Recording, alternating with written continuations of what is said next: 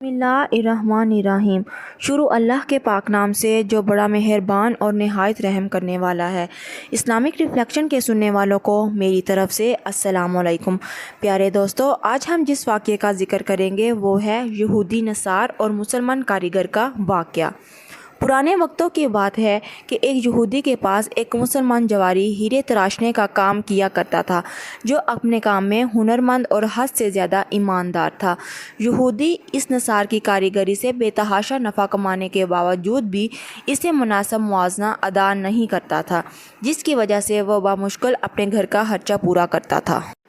اس طرح کام کرتے کرتے اس نے عمر گزار دی اور وقت گزرتے ہی اس کی بیٹی جوان ہو گئی۔ وہ اپنی قلیل آمدنی میں سے کچھ بھی جمع نہ کر سکا۔ بیٹی کی شادی کے لیے نصار مسلمان نے یہودی سے کچھ رقم بطور ادھار مانگی۔ کروڑ پتی ہونے کے باوجود یہودی نے رقم دینے سے انکار کر دیا، جس پر نصار اپنی قسمت کو برا بھلا کہتا ہوا گھر لوٹ آیا۔ رقم ادھار نہ ملنے پر بیوی نے سخت ناراضگی اور طعنوں سے اس کا استقبال کیا۔ پریشان حال بیچارہ ساری رات سوچتا رہا کہ بالآخر اب کیا ہوگا۔ دوسرے دن وہ دکان پر کام کے لیے نہ گیا۔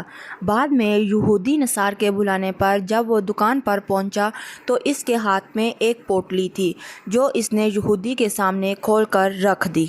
اس میں نہایت قیمتی ہیرا دیکھ کر یہودی سوالیہ نگاہوں سے کاریگر نصار کی طرف دیکھنے لگا۔ کاریگر بولا، مالک، یہ ہمارا خاندانی ہیرا ہے، اسے بیچنے کی اجازت نہیں۔ آپ اسے گروی رکھ کر مجھے کچھ رقم ادھار دے دیں، میں آپ کو رقم لوٹا کر اپنا ہیرا واپس لے لوں گا۔ یہودی راضی ہو گیا۔ مسلمان کاریگر نے قرضے کی رقم سے بیٹی کی شادی کر لی۔ رات محنت کر کے قرضے کی رقم آہستہ آہستہ ادا کرنے لگ گیا۔ قرضے کی آخری قسط ادا کرنے کے بعد مسلمان کاریگر نے اپنے ہیرے کا مطالبہ کیا۔ یہودی نے وہ ہیرا لا کر اس کے سامنے رکھ دیا۔ ہیرا تراشنے والے کاریگر نے ہیرا لے کر پانی میں رکھ دیا۔ دیکھتے ہی دیکھتے ہیرا گل کر ختم ہو گیا۔ ہیرا تراشنے والے کاریگر نے کہا، مالک، یہ مشری کی ڈلی تھی، جسے میں نے اپنے فن سے ہیرے کا اس طرح سے روپ دیا تھا کہ آپ جیسا سونار بھی دھوکہ کھا گیا۔ آپ نے میری عاجزی اور درخواست پر قرضہ نہ دیا، جس کی وجہ سے مجھے آپ سے رقم نکلوانی پڑی۔ میں مسلمان ہوں، اس لیے بھاگا نہیں۔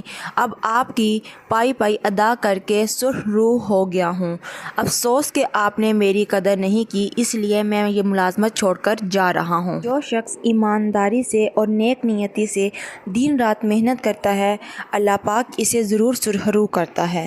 دوستو، آپ کو یہ واقعہ کیسا لگا مجھے کمنٹ سیکشن میں ضرور بتائیں، اور اسے اپنے باقی دوستوں کے ساتھ بھی شیئر کریں، اور مزید ایسی اچھی ویڈیوز کے لیے اسلامک ریفلیکشن کو سبسکرائب کریں۔ شکریہ۔